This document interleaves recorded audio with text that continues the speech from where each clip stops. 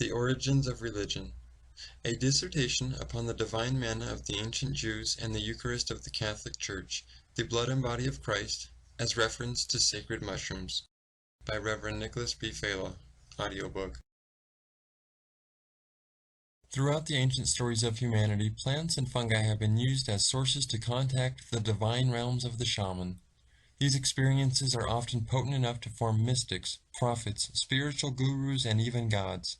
Psychedelic substances in the modern age have been virtually demonized and condemned by most modern members of society, or labeled as recreational by others, leaving any claims to a spiritual connection castrated at the thesis statement. Scholars fear tackling this subject by reality of being ostracized from peers and or banished as a heretic from the church, if not outright imprisoned by the state. Holidays such as Christmas, Easter, Holy Communion, and marriage all have their roots in the experience that Christ is centered upon, sacred mushrooms. This book takes a look into the myths, artwork, and stories that surround religions and breaks down how each individual can come into direct communication with God by instituting the true Holy Blessed Sacrament. Chapter 1. Seeking the Answers. When seeking answers to questions of ancient religions that predate our modern life amenities and technologies, we must essentially look far back enough into a time period where man was living naked outdoors.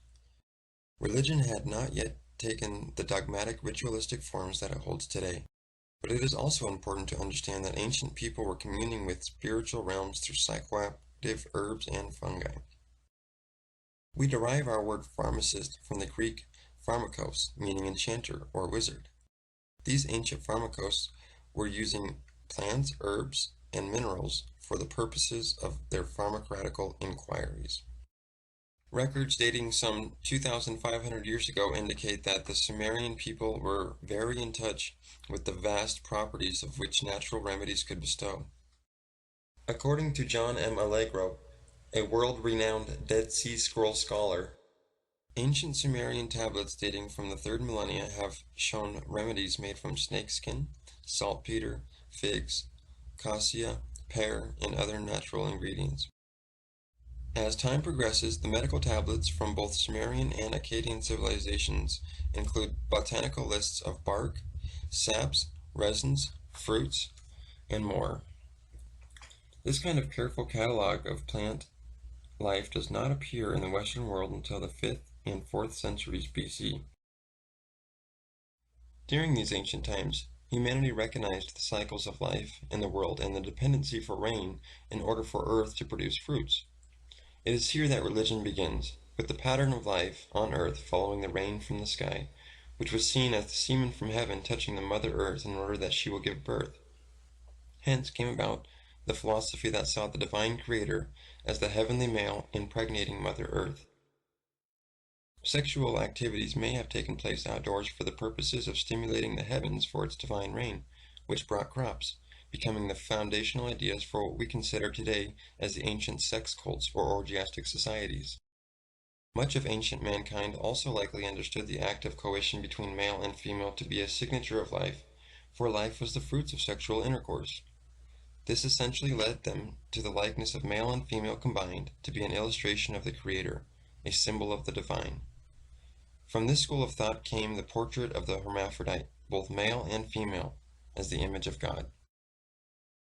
For a philosophy that believed that the picture of God was a hermaphrodite and nature was the fruits, mushrooms, especially the psychoactive type, proposed a complex situation. While there are many diverse organic organisms that live within the Earth's atmosphere, none are quite as mysterious as the primitive fungi. Quote, "The mushroom has been anthropomorphically personified as a man, a god, something of extraterrestrial origins, and a plant god, Soma, who was a mediator between mankind and the gods in the ancient Hindu religious books known as the Vedas. The mushroom itself has very interesting features that resemble and have been related to gold, flesh, blood, phallus, vulva, fire, saucer, cup, as well as a disc or orb." Unquote. Arthur 2000. These organisms thrive only on dead organic matter, turning death back into life. This is called saprobic nutrition. Fungi are the cause of most serious diseases as well as life-saving antibiotics. Also, these impressive organisms are essentially a seedless fruit that reproduce by means of asexual microscopic spores.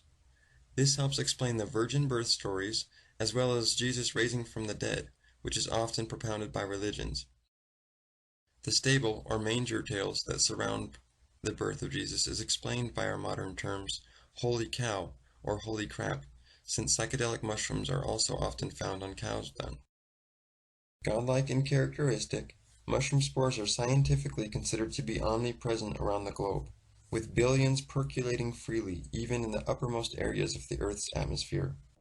Spores are so tiny and travel so freely through the air that they are found across ocean airspace and remain active or dormant in all unregulated airspace on the planet, including the interior of homes and vehicles.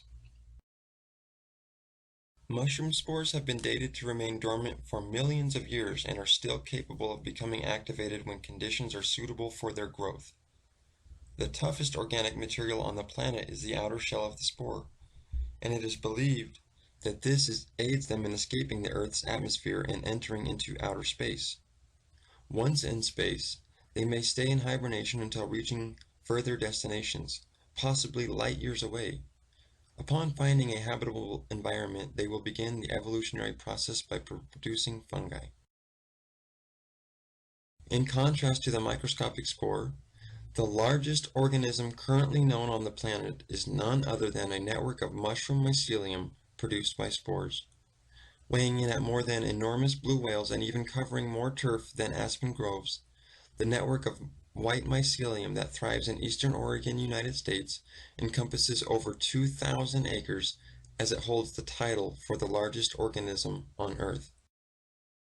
Miraculously, these organisms take on a completely passive philosophy by remaining non-invasive to the living matter that surrounds them.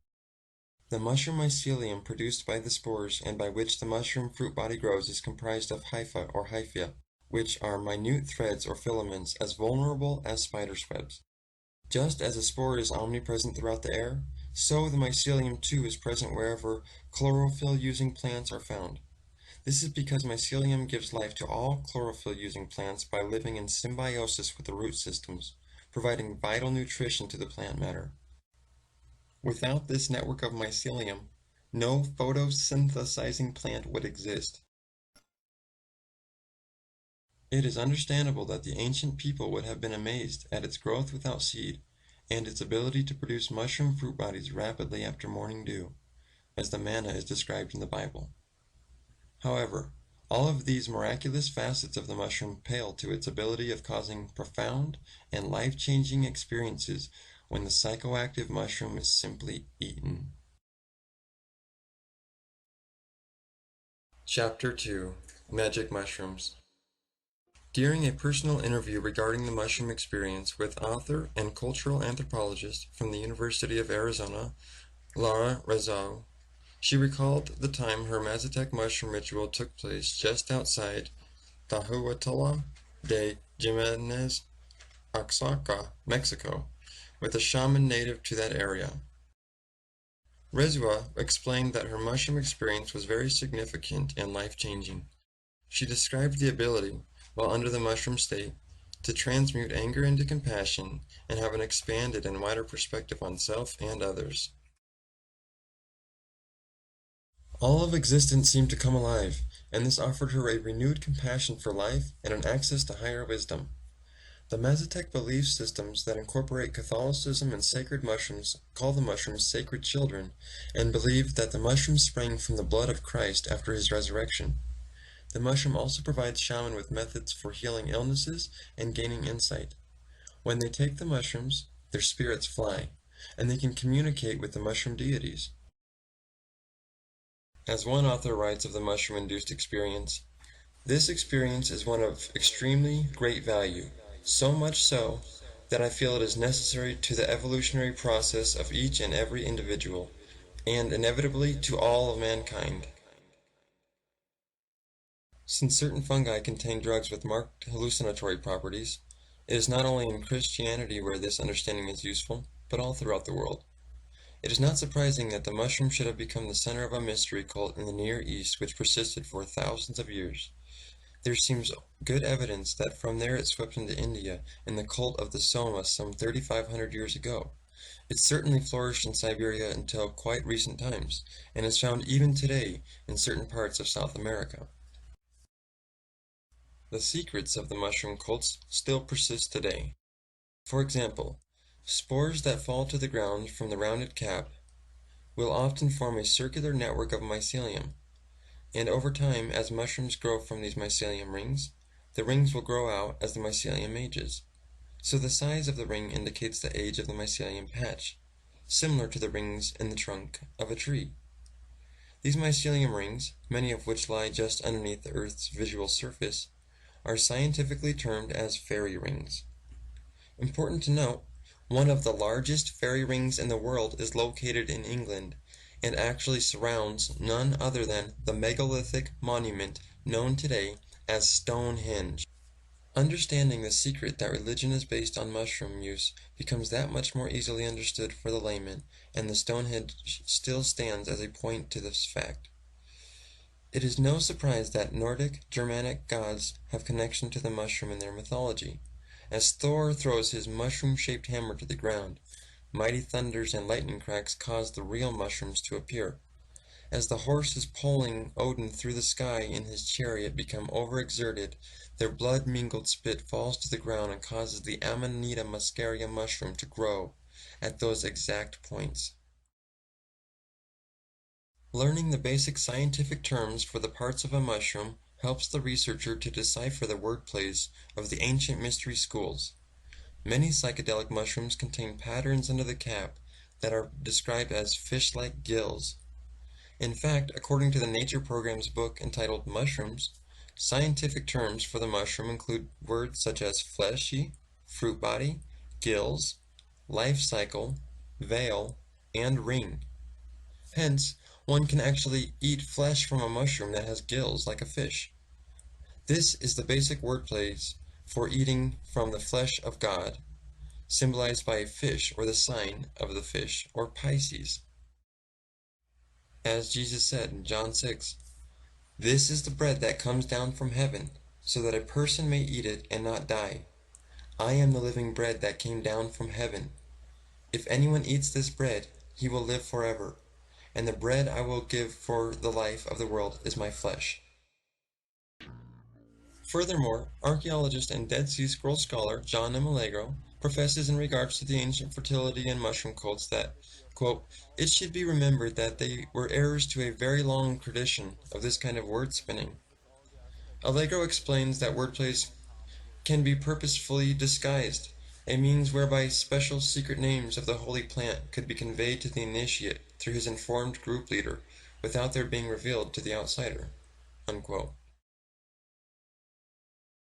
The famous Greek physician, pharmacologist, and botanist of over 1500 years ago, Pedanius Discordes, documented that after visiting the Magi of Persia, Arabia, Ethiopia, Egypt, Discordes declares that the special names of the plants are hidden under the title of prophets or prophetia. Therefore, a body of cultured tradition primarily concerned with the accurate transmission of the special occultic names of the drug plants and their incantations has been kept hidden for centuries. This explains the main reason that it is so important for the Jewish, Christian, Islamic, and other religions to know the true name of their God, just as the ancients understood. Knowing the true name of the gods and prophets gives the initiate understanding and insight to locating the particular organic matter that is being mentioned. As Psalms 9:10 reads, "As those knowing your name will trust in you, for you will certainly not leave those looking for you, O Jehovah." This is found throughout the Bible and other religious texts by deciphering the proper names of prophets and gods, for they are often the names of substances which were labeled with qualities such as holy and divine.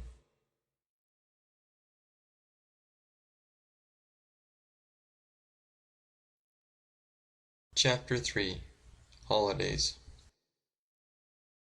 Wordplays on the mushrooms are countless in terms of religious ritual and holiday. When discussing the development of a fruit body from mycelium, the Nature program describes it like this: a very young and undeveloped mushroom that is still covered with its veil is called an egg.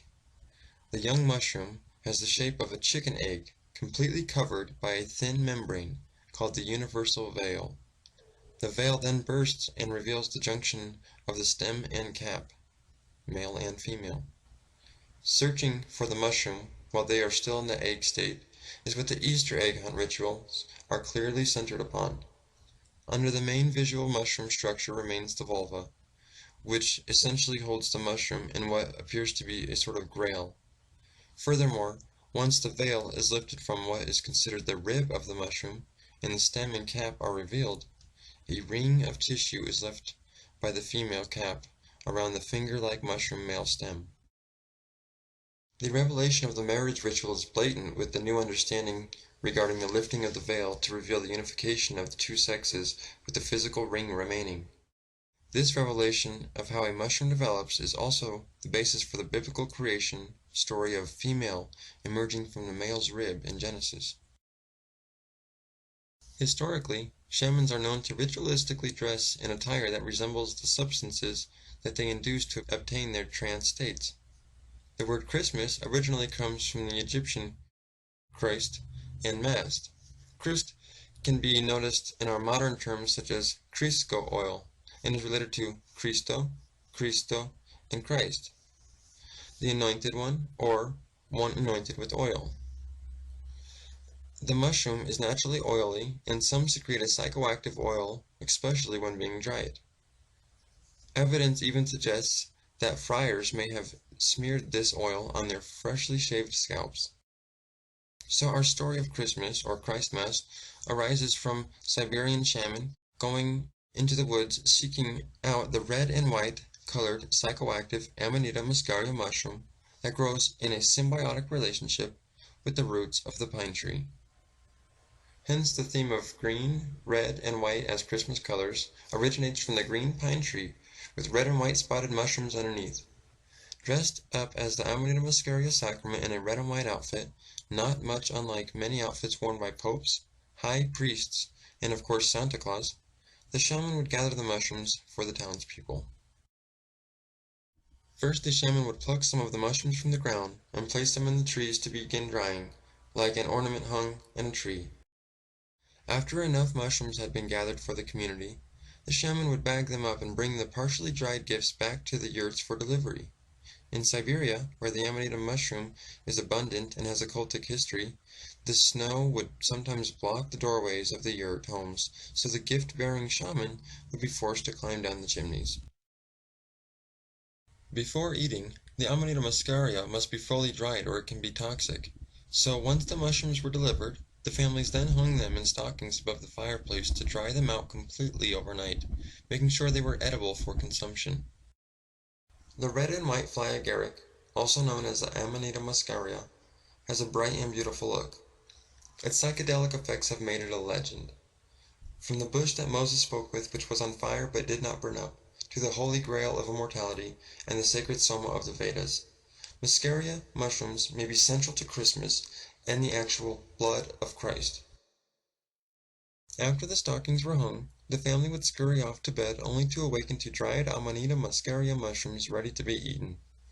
The laymen and children, which were allowed to partake in the sacred substance, either saw beautifully colorful heavenly bright lights and had a wonderful time communing with the divine realms because they were good and happy people, or if they were naughty, a bad trip caused them to enter a place of terror called hell. 1 Corinthians 11 reads, "So then, whoever eats the bread and drinks the cup of the Lord in an unworthy manner will be guilty of sinning against the body and blood of the Lord. Everyone ought to examine themselves before they eat of the bread and drink from the cup. For those who eat and drink without discerning the body of Christ eat and drink judgment on themselves. That is why many among you are weak and sick, and a number of you have fallen asleep. But if we were more discerning with regard to ourselves, we would not come under such judgment. Nevertheless, when we are judged in this way by the Lord, we are being disciplined so that we will not be finally condemned with the world." Unquote. The final and main ritual to be understood about the mushroom is Eucharist, or communion, as described by the Catholic Church. It is important to understand that the doctrine of transubstantiation was established under Emperor Pope Innocent III in the early 1100s, whereby the priests claimed to transmute an ordinary wafer or cracker into the literal body of Christ. This is because the Church recognizes the importance that the Bible puts on the actual eating of Christ's body. John 6 reads, quote, "Then Jesus said unto them, I tell you the truth, unless you eat the flesh of the Son of Man and drink his blood, you have no life in you. Whoever eats my flesh and drinks my blood has eternal life, and I will raise him up in the last day. For my flesh is food indeed, and my blood is drink indeed. He that eats my flesh and drinks my blood dwells in me, and I in him."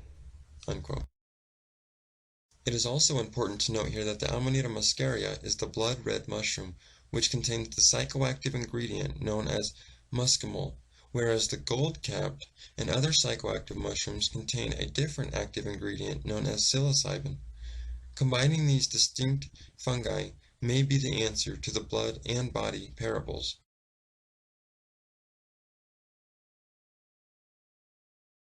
Chapter 4. Modernity. Credible organizations are increasingly studying magic mushrooms' active ingredient, psilocybin. United States-based Johns Hopkins School of Medicine and the Neuropsychopharmacology Unit based in the United Kingdom's Imperial College London have scientific research which concludes, by means of new medical technologies including fMRI brain scans, that psilocybin actually dampens activity in the brain which is associated with depression. This means that psilocybin patients should have a more optimistic outlook on life, and this offers a safe alternative to current legal prescription medications. Research is showing that psilocybin mushrooms are a psychologically healthy experience when used responsibly and have physical healing effects, such as the ability to suppress pain in individuals who suffer from migraines.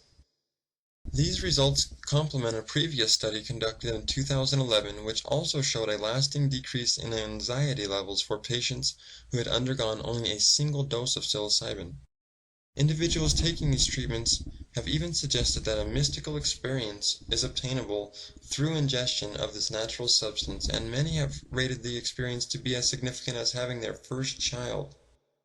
The studies even showed that psilocybin can have a dramatic increase on memory and vivid imagination. New work done by Professor John Rush reveals that mushrooms have been encrypted into holy Judeo-Christian images for centuries. It is also important to recognize that artists who worked on these basilisks were required to have credentials of those only initiated into adept teachings of the religion and therefore understood the means by which to conceal their messages into the artwork. By cataloging and reviewing artwork found within cathedrals from the antiquity to modern times, Rush concludes in his book The Mushroom in Christian Art that Christ has actually been depicted as referring to mushrooms in Christian artwork for hundreds of years, more blatantly originally, and then slowly encrypted into hidden images as persecution forced these religions into underground and secret guilds and churches. Rush also explains that in the earliest forms of Christian art, Christ was not depicted as a human being at all. Quote, "It wasn't until Jesus was declared fully God and fully human by decree that we start to see actual images of Jesus Christ in the artwork." Unquote. Rush 2011.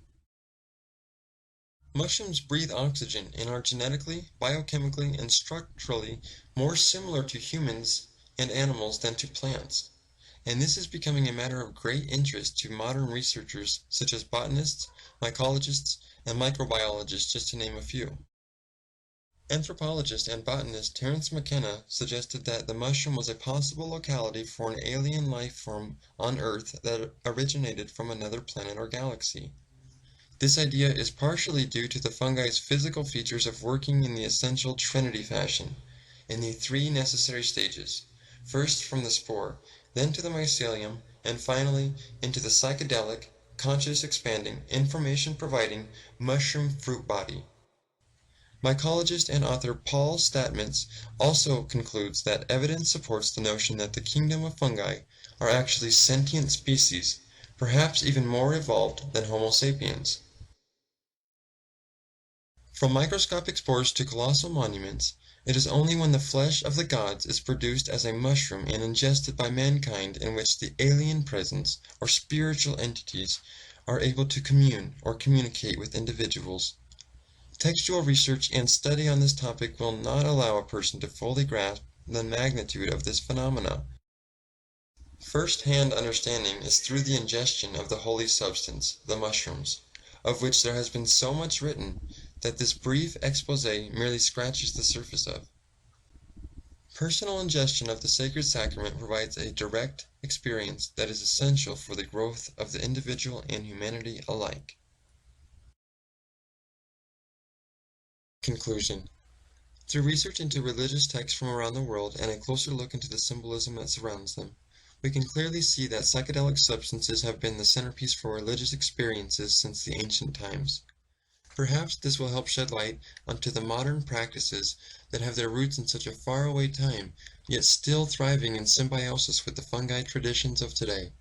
It is extremely important, however, that this phenomena be brought to the world of academics, for as one scholar writes, quote, "The extraordinary situation has arisen that this most important mushroom cult, from which much of mythology of the ancient Near East sprang, has been almost completely overlooked by historians." Unquote. It is in the ancient texts and artwork, as well as the experiences of brave individuals, which have helped to uncover the literal blood and body of Christ that our modern times is in such desperate need of.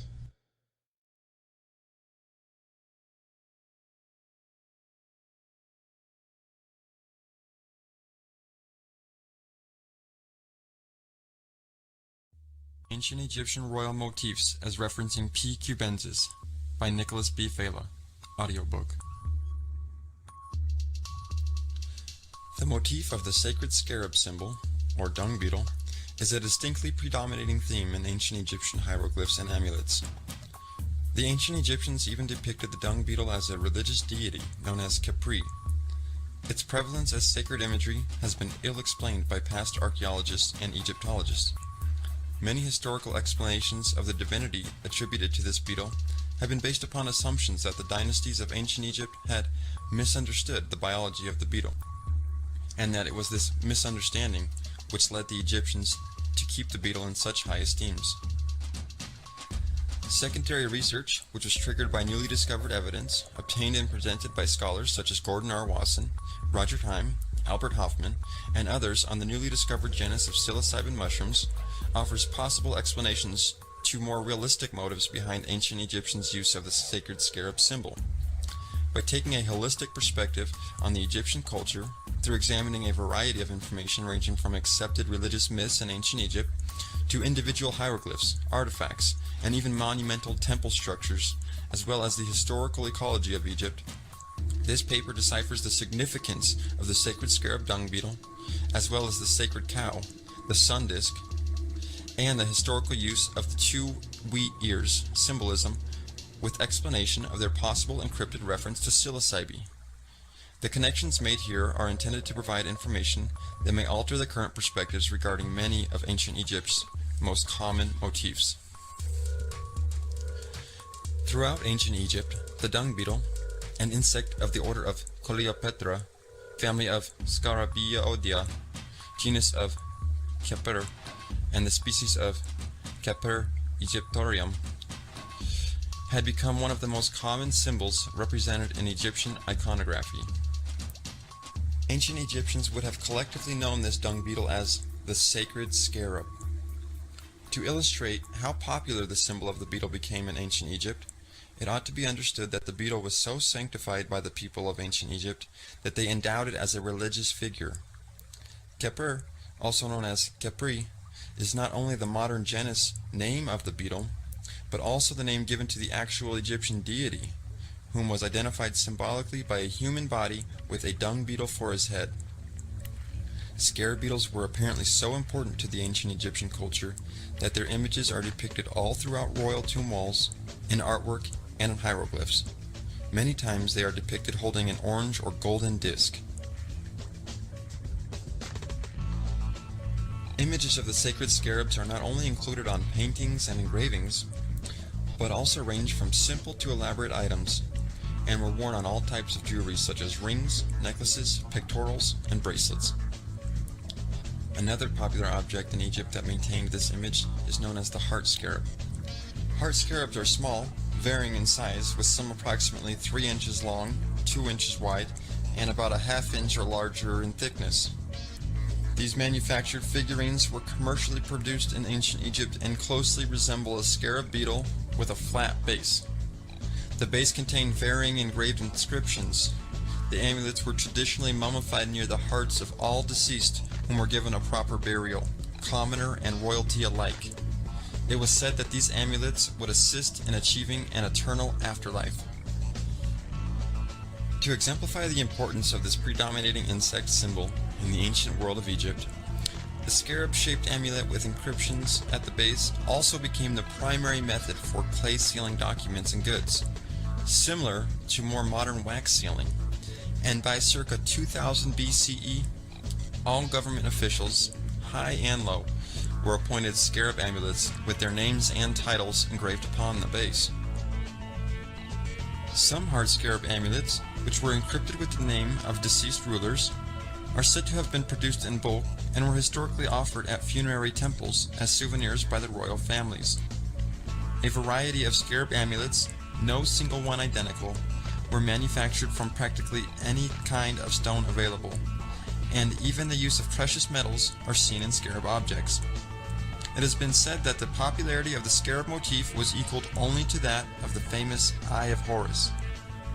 From about 2200 BCE to late in Egyptian history, scarabs remained one of the most common objects manufactured in all of Egypt. The number of scarab items found is in the hundreds of thousands, with scarab symbolism and items located within every single excavation site across Egypt, many of which include a depiction of an orange or golden disc in the beetle's grasp or between its wings. The physical dung beetle, or scarab, is typically about 8 to 11 millimeters long, black, and has encased wings on its back, which it can expand and use for short-term, low-elevation flights at heights of about a ½ meter above the ground. Today we see the majority of extant beetles within the order of Coleoptera scarabida typically display one of two behavioral traits. One, rollers, which is a task of the male beetles who use their powerful spade-like forearms to collect and mold dung into a nearly perfect sphere or ball about 4 to 5 times its size, comparable to the size of an apple, which is then easily rolled to their tunnel or buried in sand. 2. Tunnelers. Believed to be the focus of female beetles, these beetles burrow tunnels often directly beneath cow dung, where they will store dung for food, nest building, and egg laying. The tunnelers start by burrowing 4 to 8 inches deep into the ground, where they will then hollow out a chamber. The chambers are approximately 4 inches square, in which the beetle brings the dung and mushroom material into.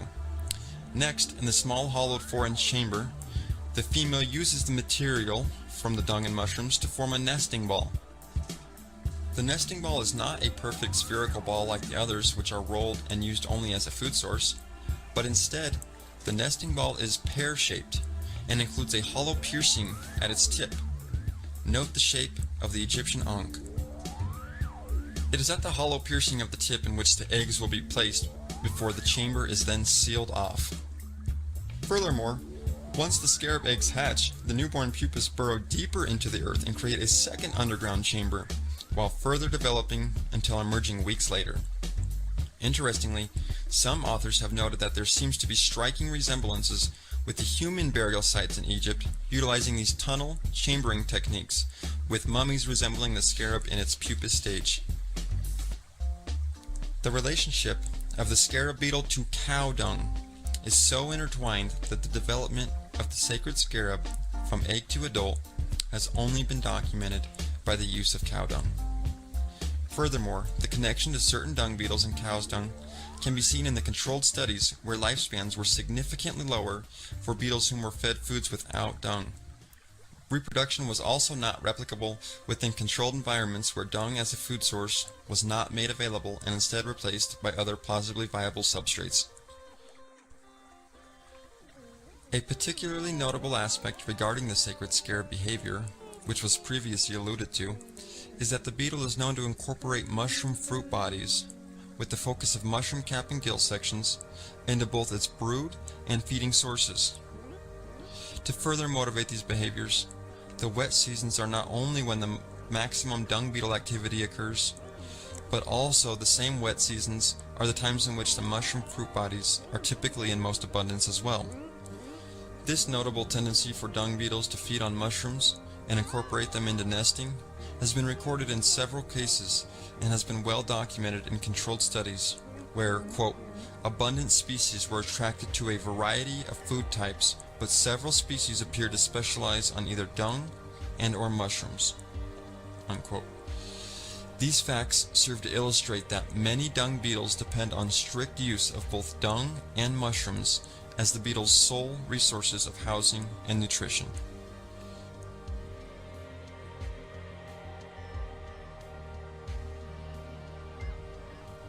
A remarkable feature of the cattle dung, which is utilized by the beetles, is the dung's highly supportive nature toward not just any mycological life, but instead, cattle dung is particularly known for producing a psychoactive, hallucinogenic, Psilocybin cubensis species.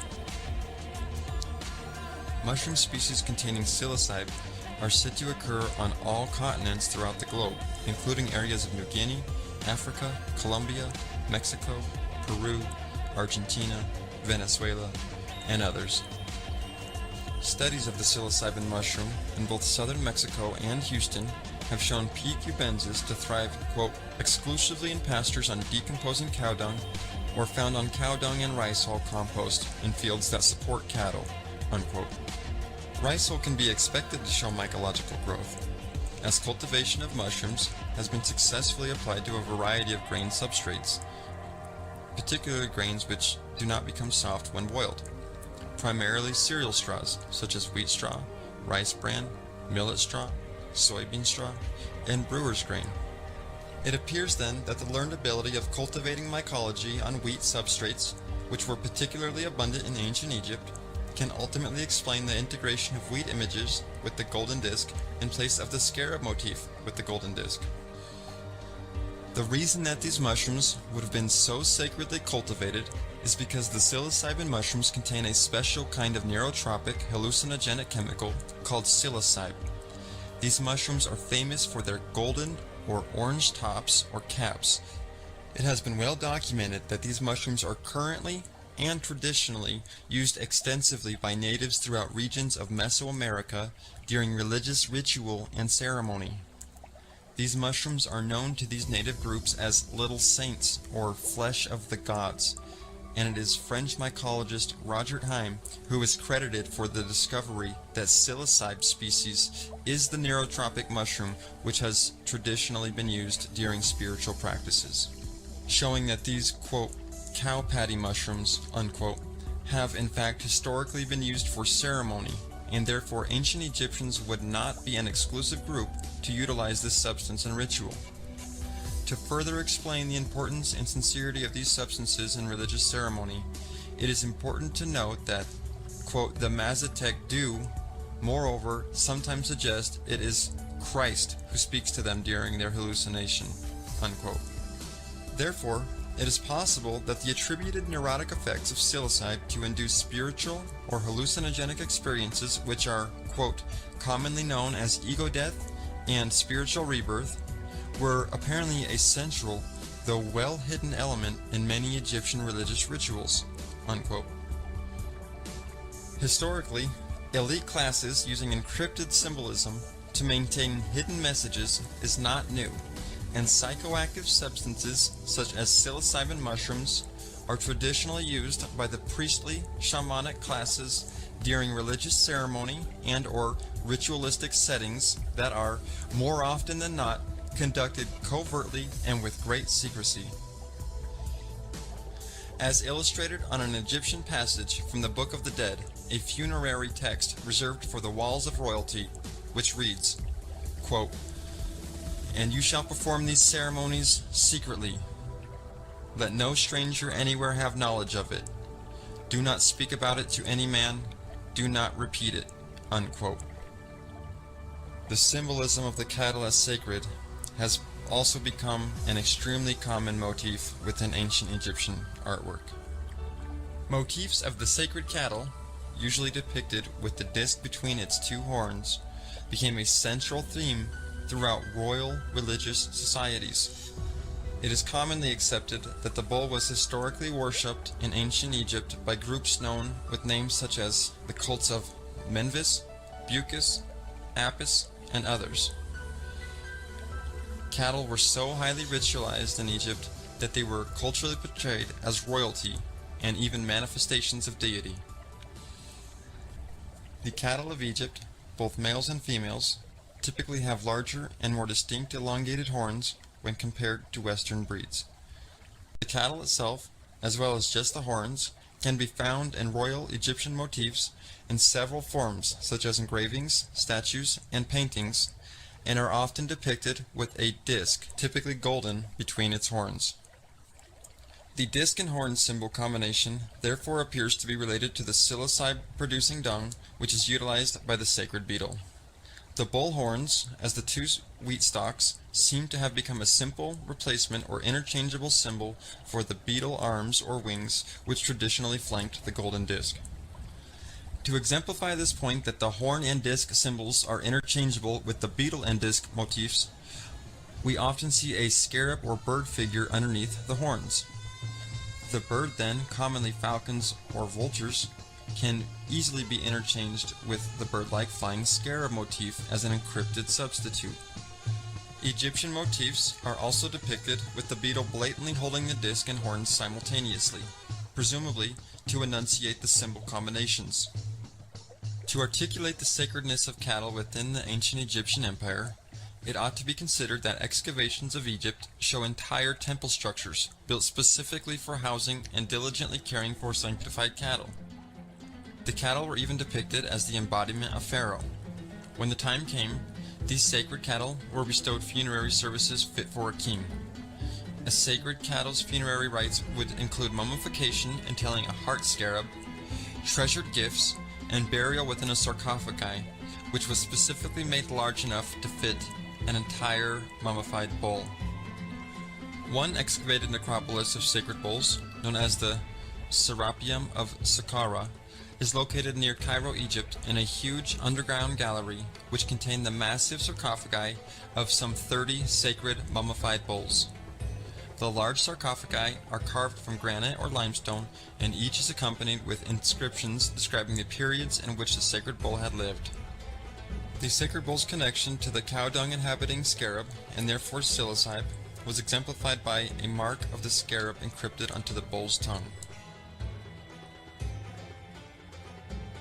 When archaeologists originally attempted to decipher the importance of these different symbols in ancient Egypt, the themes were simply overlooked by researchers, many of which had little or no information regarding psilocybe.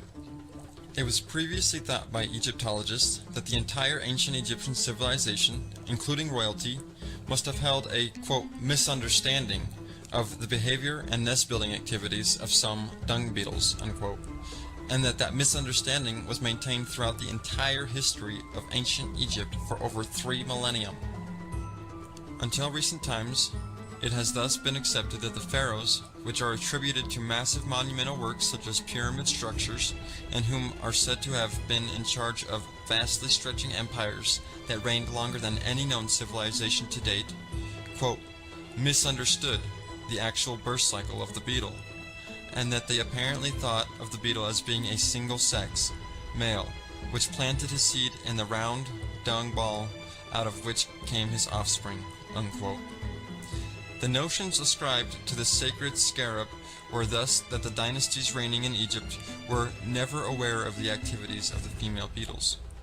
Previously, scholars have accepted these simple notions that ancient Egyptians, quote, very early associated the mistaken view of the dung beetle with the divine power they called Capri, who was a form of the sun god Ra, the morning sun reborn by self-regeneration, unquote. Thus it can be stated that the new evidence recently provided by Watson and others on sacred psilocybin mushroom use, and conglomeration with a plethora of other research, has given overwhelming support to this alternative theory, one which propounds that Egyptian artists were not, quote, misunderstanding, unquote, but instead were misunderstood, and that the motifs of the scarab pushing a sun disk is in fact not a depiction of an actual sun at all, but rather inferably the golden cap of a psilocybin mushroom.